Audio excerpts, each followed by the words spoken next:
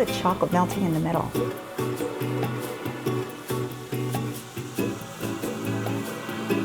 Look how it's cooked on the bottom. They're so hot, but I just can't resist.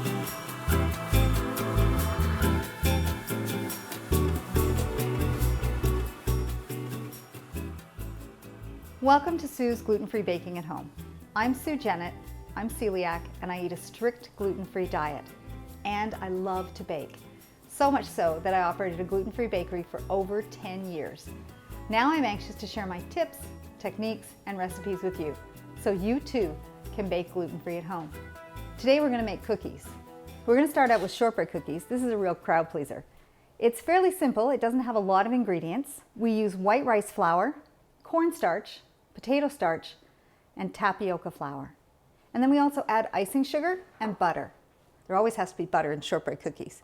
Mixing gluten-free baked goods is fairly simple. It's a little more forgiving than wheat products because you don't have any gluten that you can develop. So let's start by putting all the flours together in the mixing bowl. It's fairly forgiving as long as we try and keep the dry ingredients separate from the wet ingredients. So we've got our flour mixture here first, and then we've added our icing sugar. And directly on top of that, we can add our butter. We don't need to do anything special with the butter, but it should be about room temperature. So we're going to put it into our mixer, and it's going to mix until you get sort of a meal type consistency. This can be done by hand.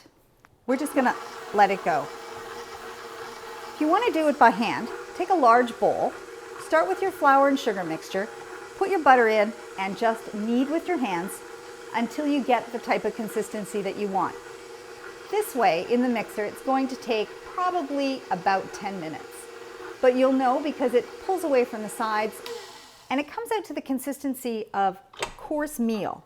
The way you can test it is to put your hand in, grab some, and if it sticks together, then it's ready to go. So if you're doing this with kids, this is the part that they want to be involved in. They can't do anything wrong, they can't overmix it, and then they can help decorate as well. This is always a cookie that's made in our house around Christmas time. And when I started making them at the bakery, my one daughter got quite upset because we weren't doing this anymore at home, and this was sort of a Christmas ritual. So you can see as I'm mixing this with my hands, it's coming together quite nicely. It's the warmth of your hands and getting the butter to hold together with the flours and the sugar. So this just takes a moment. It doesn't take a lot of space. It doesn't really take a lot of effort. But you can feel it coming together, and it feels really nice. It's sort of like Play-Doh. It's not sandy or gritty in any way. It's nice and soft and velvety. So once you get it to this type of consistency, we're now ready to go. What you're going to do is make a small ball. You can roll it out. It's harder to roll out because it does want to break apart. And the warmth of your hands as you're rolling it will hold it together. Now in the bakery, we strictly made them 22 grams. That's 22 grams. You can make them any size you want. I like consistency. It helps them bake off as well. So once we get these ready, we're going to be baking them off at 300 degrees. They take about 26 to 30 minutes. This is one cookie that it doesn't hurt if you overbake a little bit. The amount of butter that's in them ends up being sort of a browned butter cookie taste. So they go from a shortbread to sort of almost a little caramely. One of my daughters, whenever we overbake them at the bakery, would always swoop in and take the overbaked ones that we didn't want to sell because those were the ones she really loved. So don't worry if you overbake them. So once we get these on the pan, we're going to decorate them. I have some sprinkles and I also have some colored sugar. These are both gluten-free. You always have to read the ingredients on them to make sure that they're gluten-free, but I know that these are gluten-free. And if you're concerned, there's lots of other things that you can decorate them with. I know when my mother used to make these cookies when I was young, she would take candied cherries. And of course it was Christmas, so she'd take green and red candied cherries and make small little bits and put them on the tops of the cookies. You can decorate them with other candy peel. You can use cranberries. You can use any type of sprinkles. And another thing that you want to do with these cookies is you can add flavors to them. These are plain shortbread, but you can certainly feel free to add lemon zest, add lemon flavoring, orange. You can add cinnamon to them. There's lots of different things that you can do with these cookies, and they're so easy and there's so few ingredients in them. And normally in a gluten-free kitchen, you'd have these ingredients at hand. There's nothing exotic in these. Now, this is going to make about 30 cookies. Every cookie recipe I'm using is always adaptable to put the cookie dough into the freezer. So once we get these cookies ready to go, without the sprinkles on them, these can go directly in the freezer, and you can even bake them off from frozen, which is really good. If you've got somebody coming over who needs to eat gluten-free, there's nothing better than coming into a house where there's fresh baked cookie smell. And just think, you haven't even had to do it that day. You can just make a big recipe of these and bake them off as you need them. I like using a fork to flatten them. And the reason I like using a fork is so that the sprinkles can stay on the top. You don't have to use a fork, but I think that way you know they're homemade. And you don't lose as many sprinkles. So we just cross-hatch with the fork. These cookies will spread out. They won't spread out completely flat, so you don't have to worry too much. If this batter, if the dough is very moist, you can use a little bit of icing sugar to put on the fork so that it doesn't stick to them. So then again, this is what the kids really like to do. Just sprinkles. And candied sugar, all in different colors. And everybody knows who made what, and everybody's proud of the ones that they made. So these are going to go now in a 300-degree oven for about 20 minutes. You can't rush them. You'll know they're ready when they just go a little brown on the edges. So the cookies bake for about 20 minutes. They may bake as long as 25, 26, 27 minutes, depending on your oven. These are some I made earlier. As you can see, they go a little flatter into nice rounds, and the sprinkles stay on them really well because they sort of melt into the butter as they bake. So you want to let them cool completely before you eat them, and they do firm up a lot. So they look so pretty on a plate, and they're so good to eat. So nice and buttery.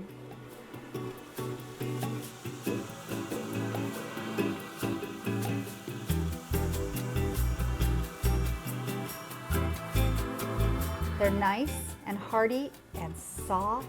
Look at the chocolate melting in the middle.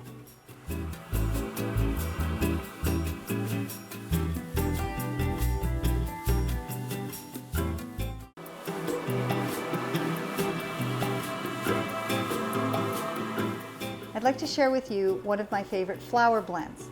You can use this flour blend in things like soups and sauces, things that don't require a lot of flour, but it works really well, even in some desserts. It's 2 cups of white rice flour, 2/3 of a cup of tapioca starch or flour, and 1/3 of a cup of potato starch. Mix those together, keep them in a container, keep them in your pantry. You'll use it for lots of different things.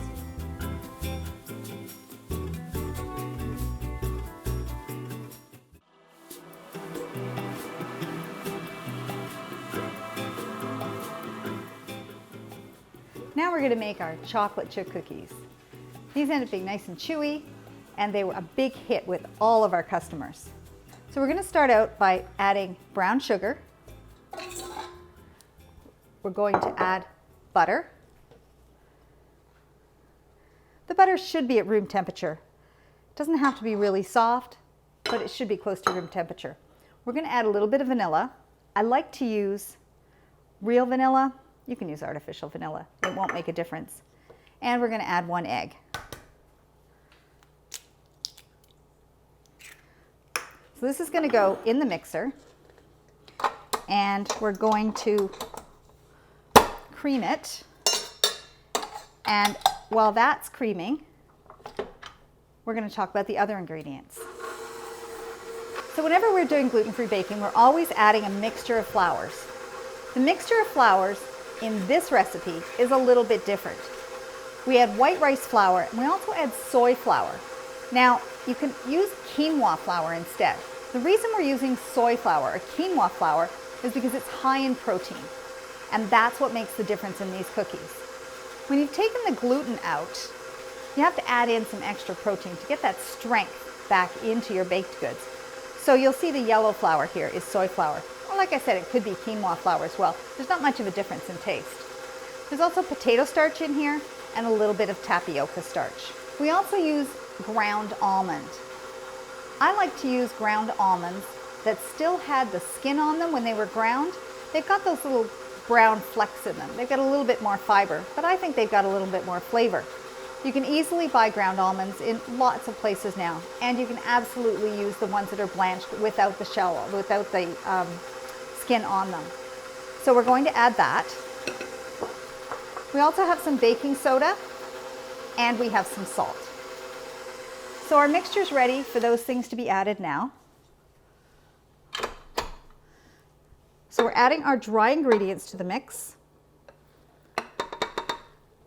You can put it all in at once. That's not a problem.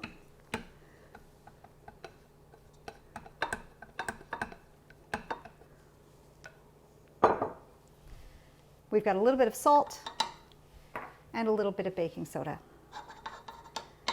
Now, if you're using soy flour, don't be surprised if you get a bit of a cloud. Start it off nice and slow, and it won't take very long, and it's going to all come together into a nice, lovely dough. As it's coming together, we're going to add our chocolate chips. These are semi-sweet chocolate chips. You could use milk chocolate chips if you wanted, and you could also use butterscotch chips or white chips. Let's just add those in, turn it up a little bit. Now, as this comes together, it'll start coming off the sides. It's a very different dough from other gluten-free cookie doughs because it very much resembles wheat dough, and it can be easily scooped onto your baking pan. About ready to scoop now.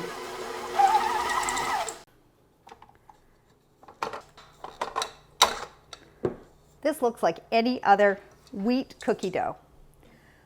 There's lots of goodness in here. I like to use a cookie scoop. Gets more consistency. And one other thing that I always do is I always make these cookie rounds and then I freeze them. This recipe makes about 36 cookies.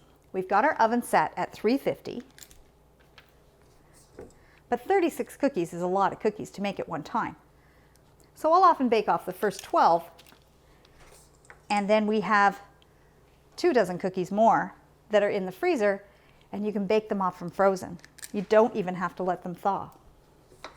And there is nothing better than the smell of freshly baked cookies.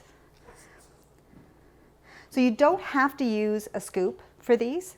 You can roll them in your hands. They do work really well in the scoop, and you can make any particular size. I like to use a 1 ounce scoop. That's what we used in the bakery. And by pressing it in with your hands, you know that you're getting the full scoop in. So once we get 12 on here, we'll put them in our preheated oven. You want to put them in about the middle of the oven.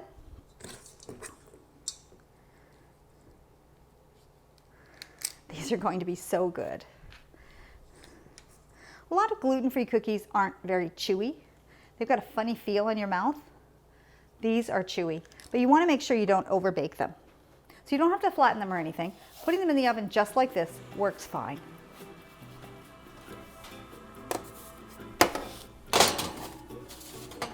So they go in the oven for 12 to 14 minutes. Let's set our timer. So we've now taken our chocolate chip cookies out of the oven and we've let them cool. As you can see, they're nice and hearty and soft. Look at the chocolate melting in the middle. These are the best gluten-free chocolate chip cookies you can make, and now you can make them gluten-free at home.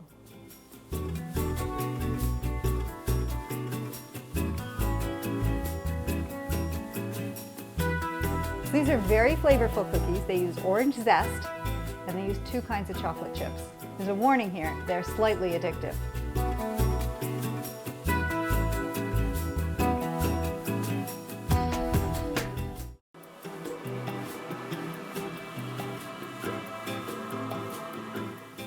So one ingredient that we use in gluten-free baking that you may not be familiar with is gum.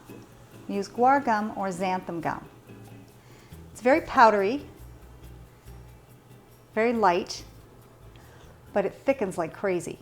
It doesn't need heat to thicken like some other things, just needs liquid.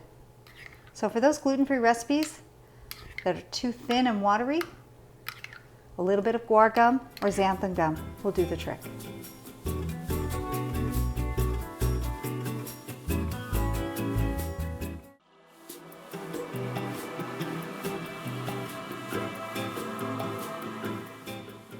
So now we're going to make one of my new favorite cookies. It's a chocolate chip cookie, but it also uses orange in it. So these are very flavorful cookies. They use orange zest, and they use 2 kinds of chocolate chips. There's a warning here, they're slightly addictive. So let's start out with the sugar and the butter. This recipe is a little different because we use both brown sugar and white sugar. So we're going to put that in, and then we're also going to put our butter in. And again, we're using 1 egg. Eggs are very important when you do gluten-free baking. They add strength, and they help things stick together. So let's put that into our mixer, and then we'll talk about the dry ingredients. So that's going to cream, and it's going to come up to a nice consistency.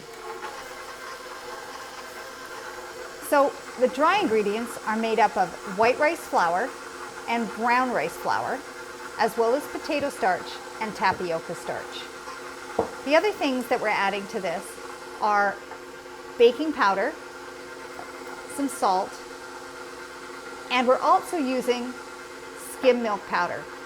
The addition of skim milk powder gives the recipe a lot of flavor, and it also gives it more strength. So when we don't use wheat flour, we have to use extra ingredients to give the recipe a little more strength and a little more body. And in that way you get a similar mouthfeel for a cookie. So now that these have creamed together, we're going to stop them, take them down. So we're going to add our flour. We can add these all at once to the mixture.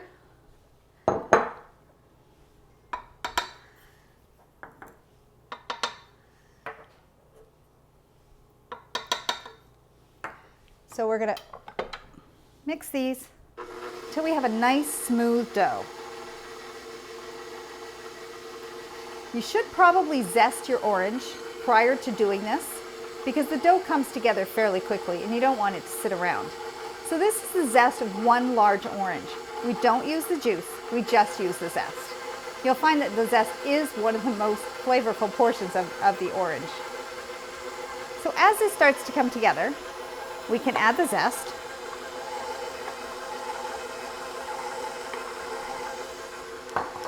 We're also adding some vanilla. And we're adding 2 kinds of chocolate chips. So we have semi-sweet chocolate chips, and we also have white chocolate chips. The white chocolate chips give a creamy taste to the cookie.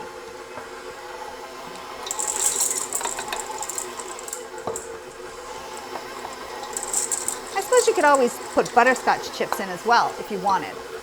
I really like the combination of the 2 kinds of chocolate chips. This dough comes together very nicely, and it's a fairly delicate dough. So I've come up with a really good way to make these. We've got our dough, and the dough looks lovely and delicate. As you can see, it's a nice light color. And it holds together well. Now when I've used this recipe and I've tried to make them with scoops, what happens is the cookie melts in the oven and the chocolate stays in the center. So although they taste really good that way, it's not really the way you want the cookie to come out. So this is one of my tips. So I'll use some plastic wrap. We'll take about half a cup of the dough and we'll roll it into a cylinder.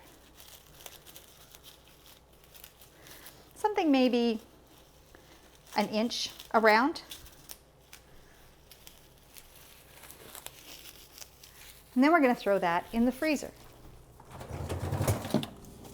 Now, if you don't want to bake the cookies off right now, you don't have to. You can just keep those in the freezer. And then, before you're ready to bake them, you're going to move them to the fridge. And you're going to thaw the dough, but it's still going to stay in the cylinder. So the dough, again, is a lot softer than many wheat doughs. But this allows you a no mess, no hassle way to form it and store it. So let's get one out that I made earlier. So I had these in the freezer and they firmed up nicely. And now I've taken them and put them in the fridge so that I can cut them. Now, yes, there are chocolate chips in them, so you're going to run into those as you try and cut them. But not to worry. So you're going to cut them in about 1 inch or 3/4 of an inch sizes. Oh, I can see the orange zest in them. They're going to be so good when they're baked off. So these bake off at 350 degrees, and this recipe makes about 45 cookies. It depends how big you want the cookies to be. You can keep these in the freezer, and whenever you're ready to bake them off, you can just bake them off quickly, and the house will smell wonderful because of the orange zest in these.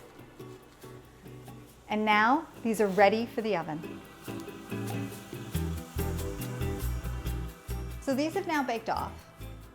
They bake at 350 for about 14 minutes. You have to watch them. You want to make sure that they just go a little brown around the edges. So these have cooled now. They're not too crispy. They're still a little soft, but you can see that the chocolate chips are well distributed throughout them.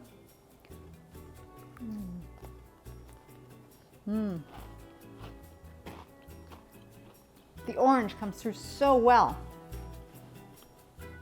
These cookies aren't difficult to make. They're almost addictive in eating them. And now you too can make the best double chocolate gluten-free cookies at home.